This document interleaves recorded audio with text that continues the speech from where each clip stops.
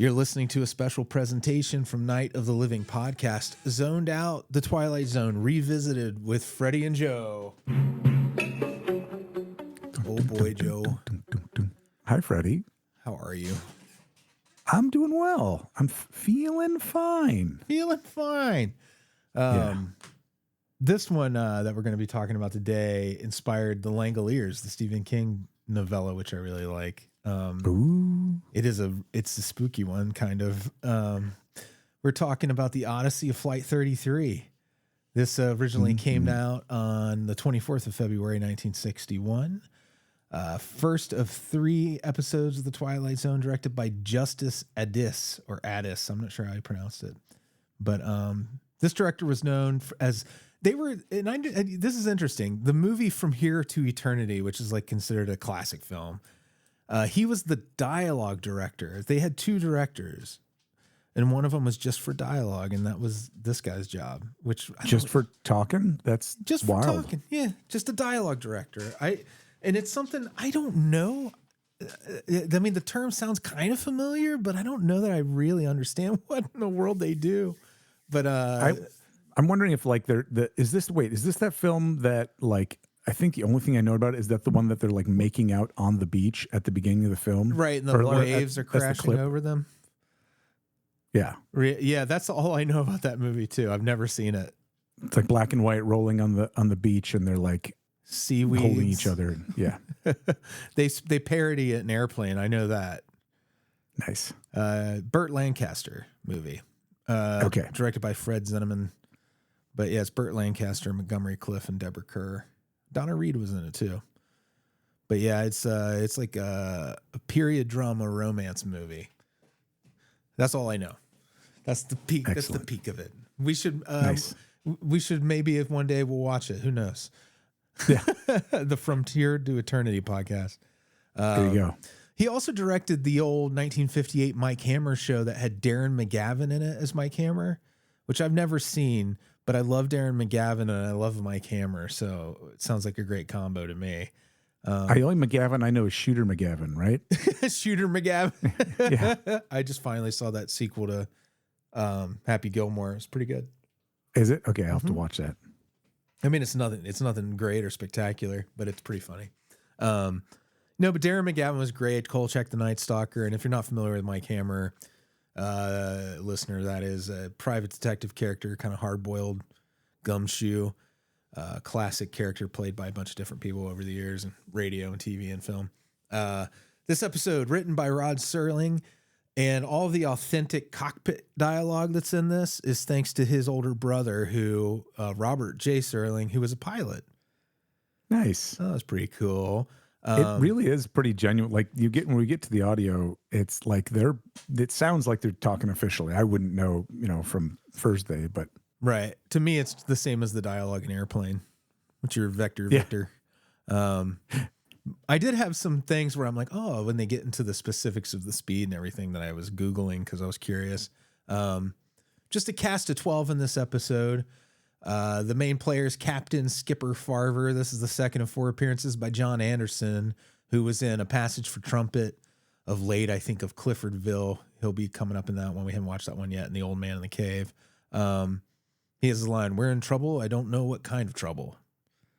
He's got such a distinctive voice when you hear it, because it's very like authority. It's a real commanding, or yeah. It's a great voice. Yeah. He's perfect as an airline pilot. Yes. It's the voice you want to hear. It's reassuring. Yeah. But what happens in this episode, I mean, I don't think any voice would have made a difference. It's a fucking batshit scenario. Then we have his first officer, John Craig. This is the second of 3 appearances by Paul Comey, who was in People Are Alike All Over. And he's going to come back in The Parallel. Navigator Hatch, first of 3 by Sandy Kenyon. They were in The Shelter and Valley of the Shadow. These are episodes that we haven't gotten to yet again. But also was in a lot of episodes of Knots Landing. I don't know if you grew up watching Knots Landing. It was an evening soap opera. It was huge when we were kids, but Let me see if I can get the theme song. Dun, dun, dun, dun, dun, dun, dun, dun, Yeah. dun, dun, dun, dun, dun, dun. It's a great theme. It's really is. It's like an earworm, and it's an instrumental earworm. Yes, What an achievement. So in the 84-85 season, he was the pastor, the host of the A Brighter Day show, which I guess he was like a televangelist kind of character in that. Whoa. That's the navigator character in this. He was replaced by Alec Baldwin on I started to say Dynasty, I meant Knots Landing. Alec Baldwin came along and took his role, not his role, but the character was just swapped out. He was also the voice of John Arbuckle in the 82 Garfield cartoons. That's awesome. That's what he'll be known in my mind for, John Arbuckle. Yep, Sandy Kenyon, aka the original animated John Arbuckle. I think 82 is the first time they animated Garfield. I'm pretty sure. And he's referred to as Magellan in this episode, which is just charming. Cool nickname for, Yeah. You think they called all their navigators Magellan? Maybe. I bet Skipper did. Yeah. Captain Skipper Farver probably called everyone. Hey, you Magellan, you with the maps. Hey there. After watching the rehearsal second season have you watched that with Nathan Fielder? He does the rehearsal where he rehearses really insane situations. It's just a very strange avant-garde kind of dark comedy show. You've mentioned it before. I feel like I got to watch it now. You really should. It's kind of mind-blowing. In the second season, he talks about airline pilots and like in particular Sullenberg, who landed the plane on the Hudson, saving all those people's lives. Right. He gets into that, but he's talking about communication in the cockpit. Apparently, like, it's not like a job where people go in and they're just social with each other. Like, you might go into the office and you know the person that works in the next cube. You might know about their kids and blah, blah, blah. But in the commercial airline industry, they don't usually talk about anything personal. They don't really know each other. They go in, they switch out co-pilots and pilots, and they kind of just throw them in to the job that day. And they're doing their job and focused on that. And that's it. Wow. Which was... I thought was really, kind of weird and interesting. But that's not the vibe at all in this show. Like, the vibe here is very much like, this is like, these people work together all the time. They're very casual and loose with each other. Which is the right choice for this story. I think. Second Officer Wyatt. This is the first of two appearances by Wayne Heffley, who's going to come back in Black Jackets. He's an actor. He's best known for playing supporting roles, but he was in some kind of fun movies. Orca, which is about the killer whale. That's kind of like a Jaws ripoff. Turner and Hooch, which is the Tom Hanks dog cop movie, classic 80s. Oh yeah, totally. And he was also in the 76 King Kong that they did. So a fun filmography on him. Then we have some other characters that I'm gonna kind of skip over some of these people because they're just not, they weren't regulars, they didn't have big film careers. So I'm skipping over some of the other named characters. There is Betty Gard's in this episode as one of the passengers. She's the one who's talking to the Royal Air Force guy. Yeah, she's really kind of funny. She's gonna come back in the Midnight Sun episode. So she's a Twilight Zone 2-timer. I'm interested when you get to that part, Joe, what your take on that. Again, so many moments remind me of the movie Airplane. That's one of them. And my Aunt Santa's liver was just the worst thing you've ever seen before. I tell you, it was good. She was really good at what she was doing. Yeah. That poor guy. It was like kind of like he was trapped, but he's being very polite. The one she's talking to in that scene. Then we have Janie, who's the head flight attendant. Beverly Brown playing very, very chill, and again, for what the captain is in the cockpit, she is that same calm reason voice in the cabin of the plane. This is her second. This is her only appearance in Twilight Zone, but she was in Cool Runnings. That movie about the Jamaican bobsled team. I just thought it was kind of a funny credit. She didn't have a big part. She was Lady One, whatever the fuck that means. Yeah. But Cool Runnings is a movie I hadn't thought about in a long time. She was maintaining her benefits. SAG. Role. Yeah. Paula, keep your SAG card. Yeah, go ahead. You're gonna want that. You want health insurance. Paula, it's the second of two appearances by Nancy Rennick.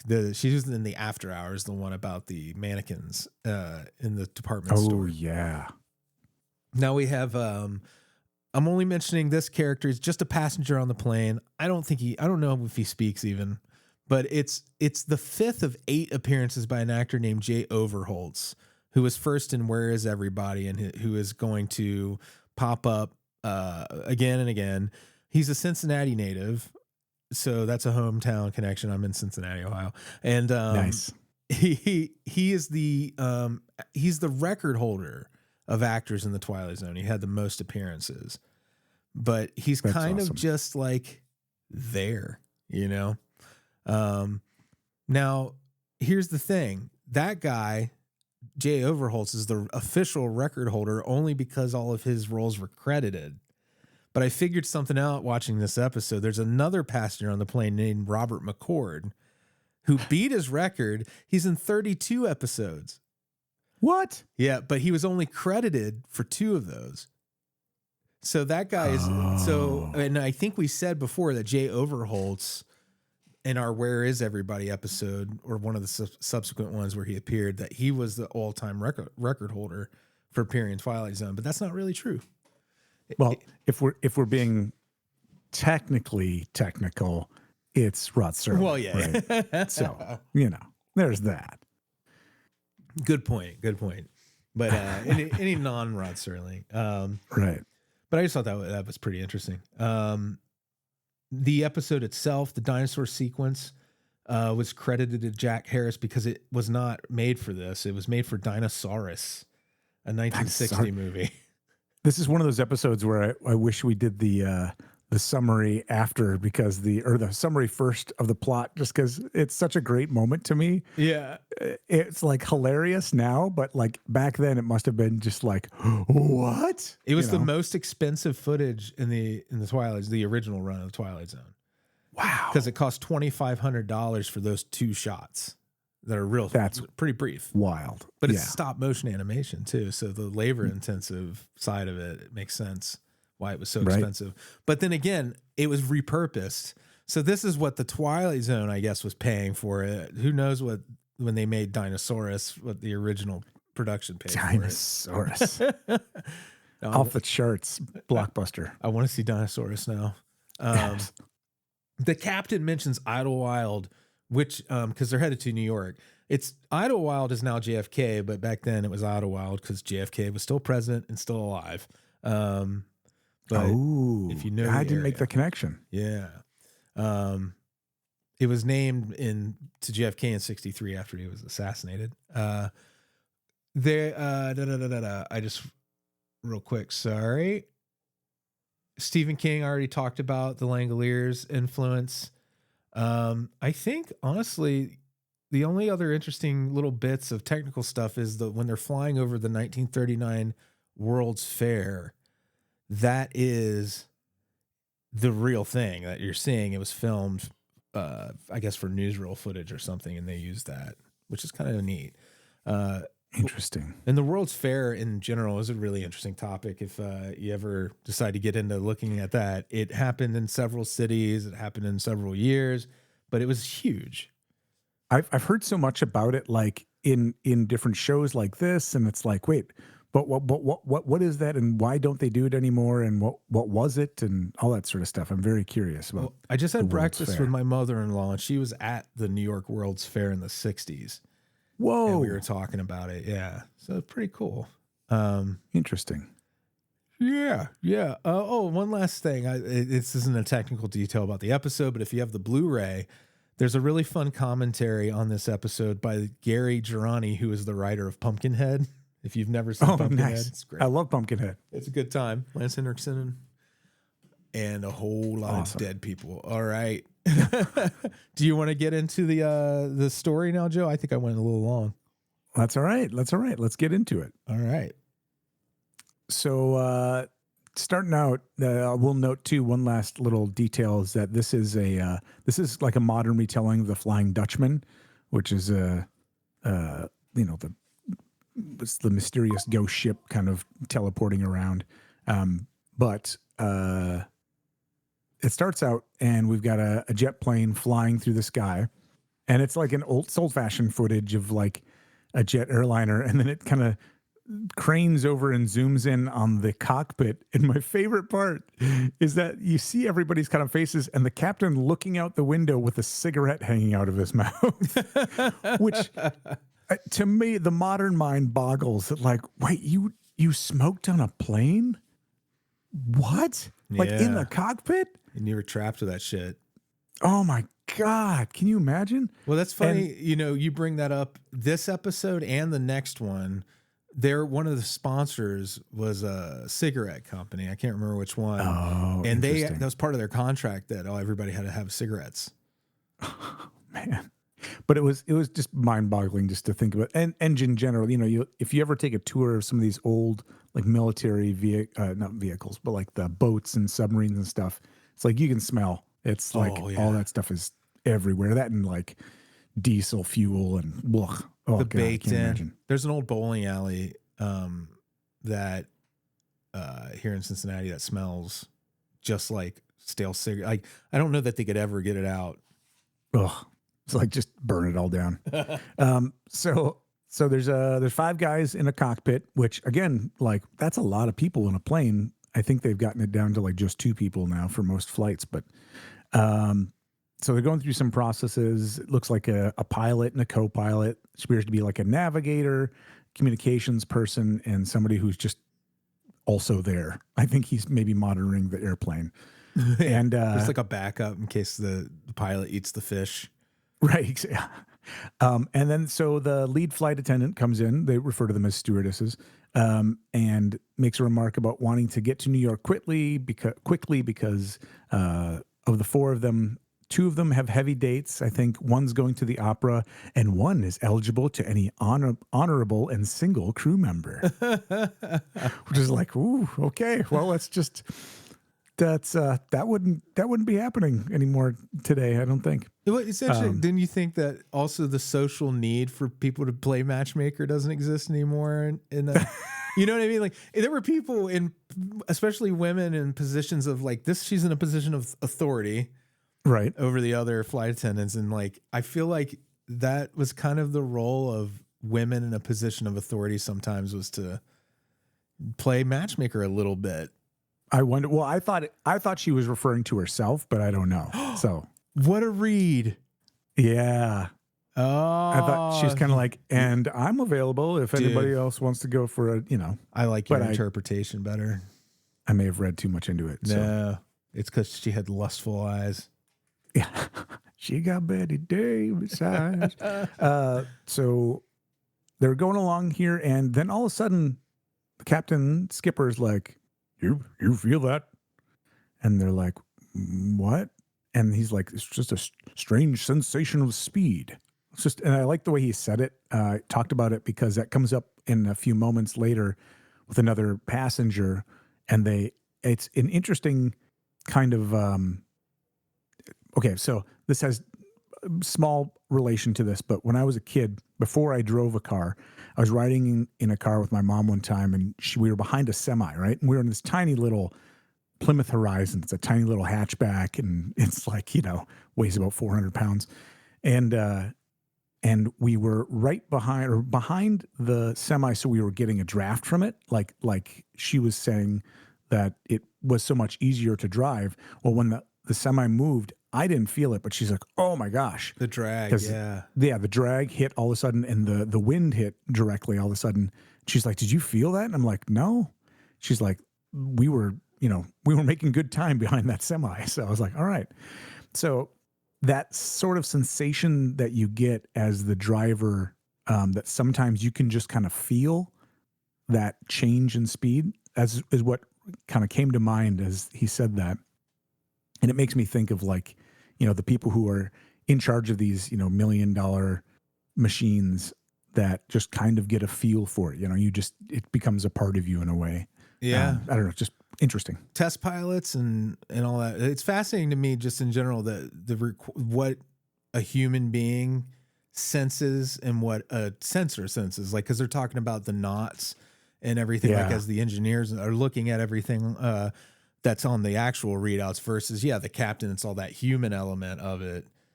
In the combination of the two, they're able to kind of piece together a theory of what's happening. Yeah, I mean, it kind of reveals the art along with the science of like, oh, I get a feeling about this, and like all those senses that a human has that you don't cognitively think of, but there's something about it, So I don't know. It's just, I like that. Spooky. The unknown. So he starts talking about how the navigator starts talking about how their true speed. He started talking about how they're speeding up on the ground speed, and the pilot's like, well, that doesn't matter. The only thing that really matters is the true airspeed for the stability of the plane, which I didn't realize that until he said it, which was kind of like educational too. And I think that's something that Serling probably in talking with his brother about the pilot picked up, that to make clear to people like, well, the plane would be fine even if it's going that fast because it's going fast, but it's only traveling through the air at a certain speed. It's traveling versus the ground at a much, much higher speed, which is, I don't know, it's kind of interesting to keep those two separate. Anyway. Yeah, I think it's kind of at the core of why it's so much faster to fly than to drive somewhere is that, you're taking advantage of a lot of nature too. Right, exactly. That tailwind they talk about and all that. So he starts out and he says 830 knots ground speed, 980, 1120, 1500. I can't keep up with it. And then he's like 2100. And each one of these is like, you're getting these different shots of people's take on it and how they're reacting to it. And then that's what part he said, are the wings going to stay on? And that's when the skipper's like, no, the true airspeed is what counts. We've got a true airspeed of 470. He's like, that's fine, And turns out they end up going 3,000 knots at one point. Right, and, which is what, like, that's like 5 times what it takes to break the sound barrier. But they don't mention breaking the sound barrier until they're way faster than you would think. Yeah. 3,000 knots is basically 3,500 miles per hour. Right. which is pretty intense. And at one point they do talk about Mach 1, but we'll get to that in a second. So they're talking about this 3,000 knots, and Global 33 is the name of this flight, and they're trying to contact in with Weather Ship Charlie, which I don't know. There's probably some code there about why they're using Charlie. Would be probably the phonetic library for C, but I don't know, Weather Ship C. Anyway, the communications person can't get a hold of anybody anyway, and then we get the voiceover. You're riding in a jet airliner en route from London to New York. You're at 35,000 feet atop an overcast and roughly 55 minutes from Idlewild Airport. But what you've seen occur inside the cockpit of this plane is no reflection on the aircraft or the crew. It's a safe, well-engineered, perfectly designed machine. And the men you've just met are a trained, cool, highly efficient team. The problem is simply that the plane is going too fast, and there is nothing within the realm of knowledge, or at least logic, to explain it. Unbeknownst to passenger and crew, this airplane is heading into an uncharted region well off the beaten track of commercial travelers. It's moving into the Twilight Zone. What you're about to see, we call the Odyssey of Flight 33. Your barf bag is dangerously full, as is your bladder and colon. Strap in. This is going to be a ride. I don't know if that's the first time he's introduced, or one of the first times he's introduced the title of it in the intro, which is kind of interesting. Yeah. This one, was it this one that? Yeah, this is one. This episode stands out to me, and I'll get to that part at the end, specifically because of the ending.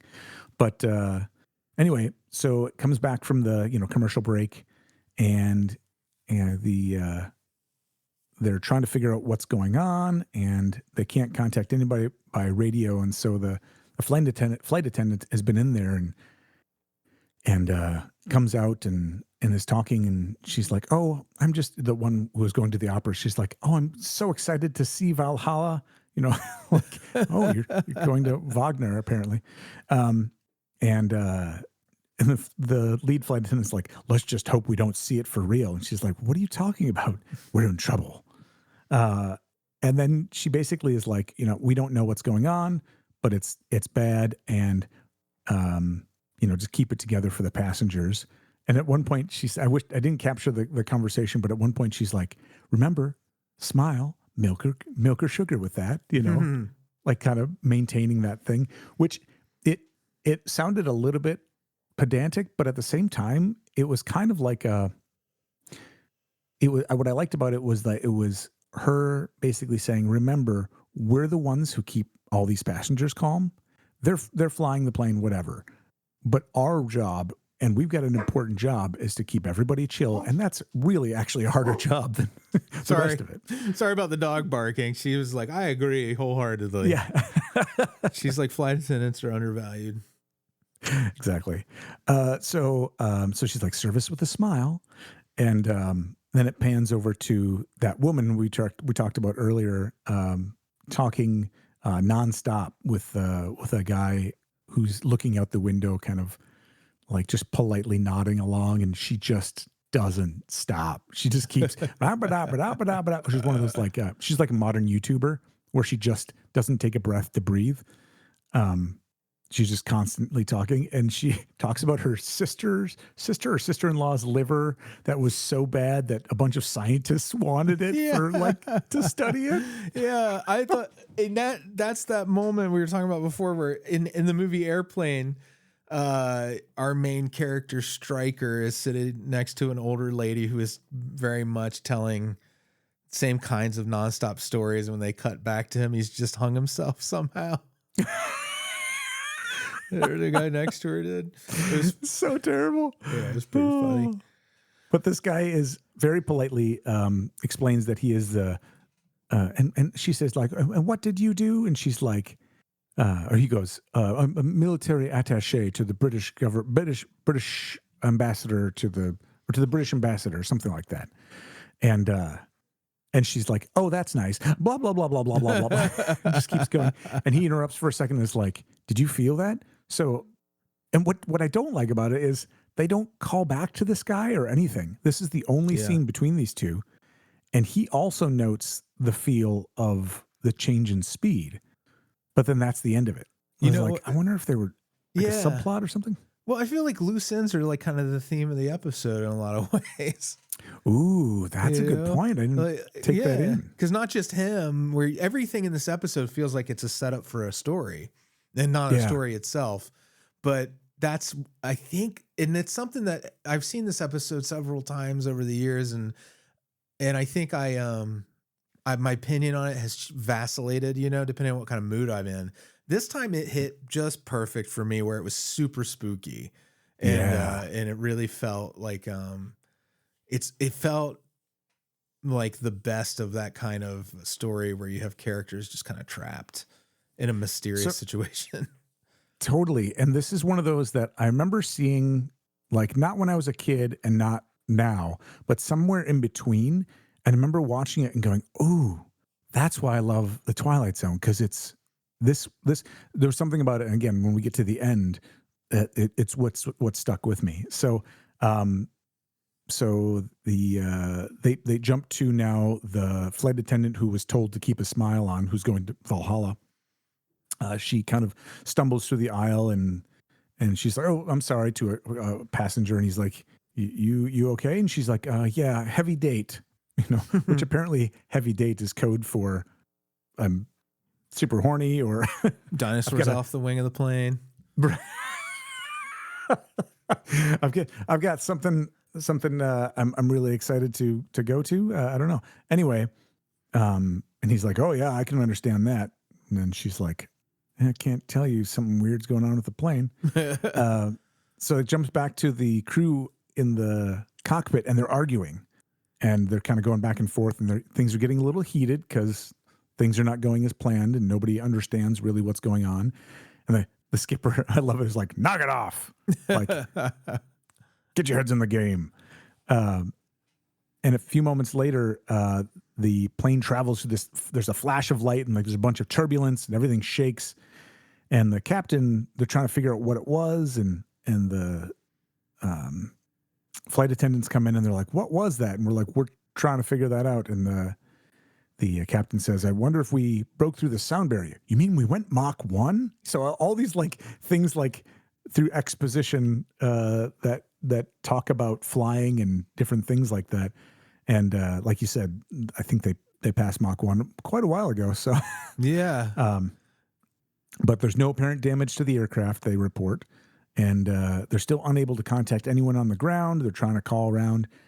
And he's like, well, at this point, if we can't reach anything, we're going to have to go down below the cloud barrier and see if we can, see anything to do like a visual on the ground. And they had some specific terms for it and stuff, a VSR or something, or a looky.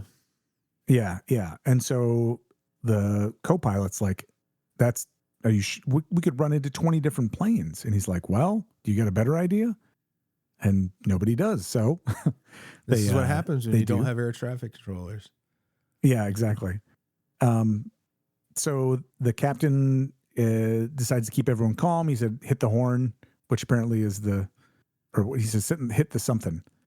And that's hitting the horn or hitting something is the lights that turn on in the back. Yeah. But then he goes on the speaker and is like, makes an announcement, keeps everybody calm. We ran into some, how did he describe it? Some light turbulence and atmospheric phenomena, which is like, I'm pretty sure just a bunch of BS words that they use for flown into a brontosaurus. Yeah, whatever we ran into there, passing into the Twilight Zone. So they start descending, and it's kind of tense, and they're like, "Oh, well, there's Manhattan, but what?" And so they're all kind of confused, and they don't quite let you in on it right away. And they're like, they're seeing some landmarks, but there's no city. And my girlfriend watched this with me, and at one point, she was like, they wouldn't be able to see Manhattan Island, given what happens next. And they realize as they're looking around that they're not seeing any city at all. In fact, they look out the window and I think it was the co-pilot who's like, hey, skipper, verify something for me, will you? And quick. And he looks out the window and they're all like, it's impossible. And that's the moment when they see a dinosaur, a brontosaurus, like on the side, looking up at them. And it's the cutest looking dinosaur you've ever seen. Yeah. It almost smiles at them as it's like chewing its. And I thought, oh, this is so Ray Harryhausen. Oh, yeah. And it's just kind of grazing on some plants. And then it clips back to them going, their minds are all blown. And then it clips back to the dinosaur, kind of a close up. And it's like it turns and smiles at them. It's so cute. I love the dinosaur. And then they go to commercial break. So my girlfriend was like, they wouldn't be able to see Manhattan. Like, it wouldn't be. And I was like, yeah, we're at the point of suspension of disbelief. So we come back from commercial break and they're like, okay, I think the only way we can possibly get back to where we've been is to increase our altitude again and try and catch that same jet stream back the other direction and see if we can do it. So they're like, okay, here we go. So they do it again. There's like a flash of light and some more shaking. And all of a sudden they're looking around and they're like, we did it. They're looking around and they can see New York and they can see the city and they're all excited. And lead attendant comes in and she's like, dudes, seriously, I got people crawling all over the cabin. People are freaking out. What is going on? And they're like, oh yeah, we should probably talk to them. So they make an announcement. It's like, we're fine. Everything's fine. And although they still can't connect with Idlewild, they are able to reach LaGuardia. And they talk to the LaGuardia air traffic controller. He's like, do you have us on radar? And he's like, have you on what? It's like, radar. And he's like, what kind of airplane do you say this was? It's a jet airplane. Stop making jokes. We're low on fuel. He's getting all pissed off. And the guy's like, I don't know what a jet is and or radar, but like you can land if you need to, but you got to report to, our people. Like and, Ronald Reagan, the actor? Yeah, right, exactly.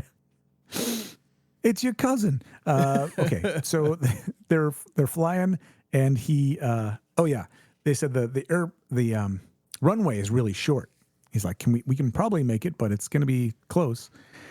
And so, at the end of the broadcast, he's like, okay, you can land on this runway, but you got to report to the CAA after the captain has to immediately after landing. And they end it, and the captain's like, they haven't called the Federal Aviation Agency, the CAA, in years. And then they're looking around and realize they spot something on the ground. He said, do you know what that is? And they show that. And that's the footage we talked about of the New York World's Fair in 1939. And they realize they've made it back, but not far enough. Oh, my God. Yeah. So he's like, okay, we have to try this one more time. And I'm not sure if we're going to make it with our fuel, but we better let the cabin and the passengers in on it. So he gets on the PA and he basically says, I don't know how to explain this, but we have seemed to have gone back in time. And now we're going to try to go back and through time again to get to our proper time. All I can ask of you is that you remain calm and pray. And to your dinosaur gods. Then it ends. Yeah. And I was like, what? And we get the voiceover. A global jet airliner en route from London to New York and on an uneventful afternoon in the year 1961, but now reported overdue and missing, and by now searched for on land, sea, and air by anguished human beings, fearful of what they'll find. But you and I know where she is. You and I know what's happened. So if some moment, any moment, you hear the sound of jet engines flying atop the overcast, engines that sound searching and lost, engines that sound desperate, shoot up a flare, do something.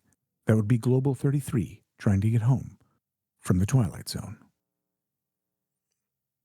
But don't actually shoot up a flare because you'll get arrested because it'll probably hit the plane, and that would be no, won't hit the plane, but it's a hell of a flare. Yeah. Or don't use your laser pointer to point at a plane. That's actually illegal. So what stood out to me about this ending is like it's unresolved. Yeah. And I feel like there's been other things that have been kind of like that. Like you don't really, but we don't know. And I love that because again, that time that I mentioned that it wasn't when I was a kid and wasn't more recent, but somewhere in between it hit me and was like, that's spooky. It's scary because you don't know you don't know what happens next. And there's still more to that story and they just stop it there. So I'm charmed by this episode. I really like it. I like the technicality of it, even with, the time foibles. But yeah, it stands out to me as a really good episode that reflects what's cool about the Twilight Zone, just that the unknown, like you said, that it's a whole episode full of loose ends.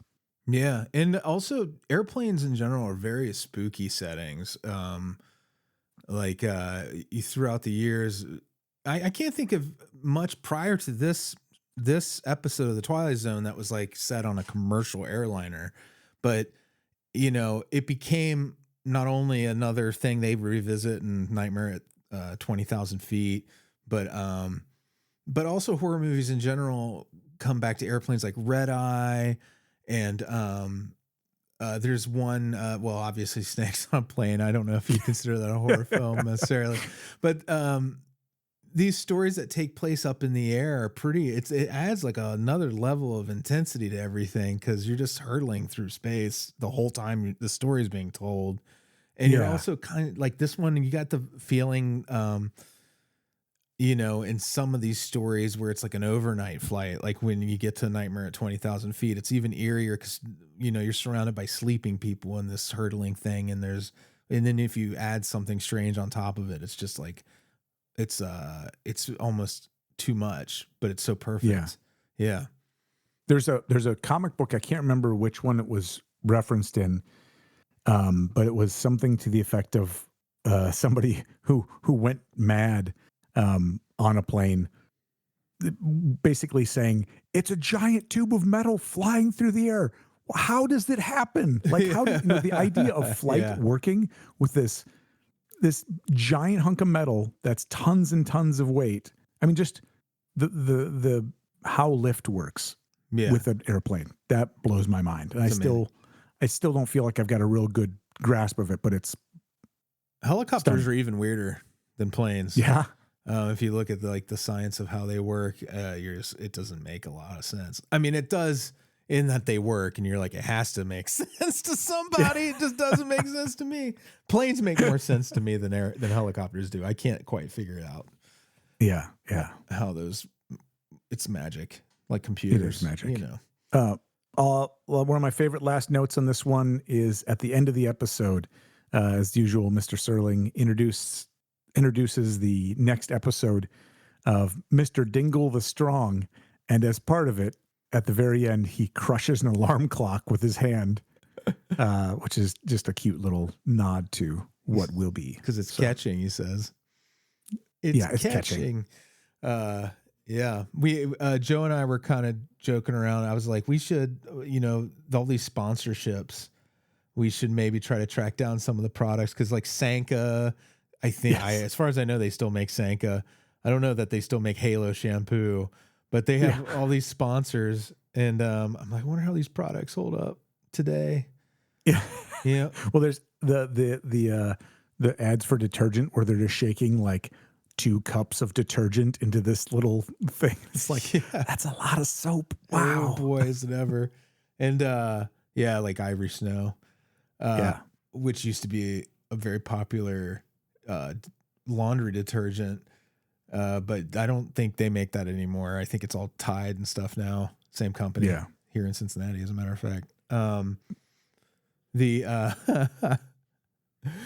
ads are funny. I was thinking, like, around the same time the Beverly Hillbillies was on, and they had Kellogg's as a sponsor, and they would work it into the theme song to the show. Really? I think in the closing they would add like an extra little line about Kellogg's cornflakes, but it was in the Beverly Hillbillies theme song. Black style. Gold, Texas tea, golden cornflakes. Cornflakes, yeah. It's an interesting time in television. Weird. All right, so we'll be back with Mr. Dingle the Strong. Anything you want to add, Joe? Mr. Dingle, yeah. You're insane. Nice Arrested Development reference, by the way, Joe. See you guys.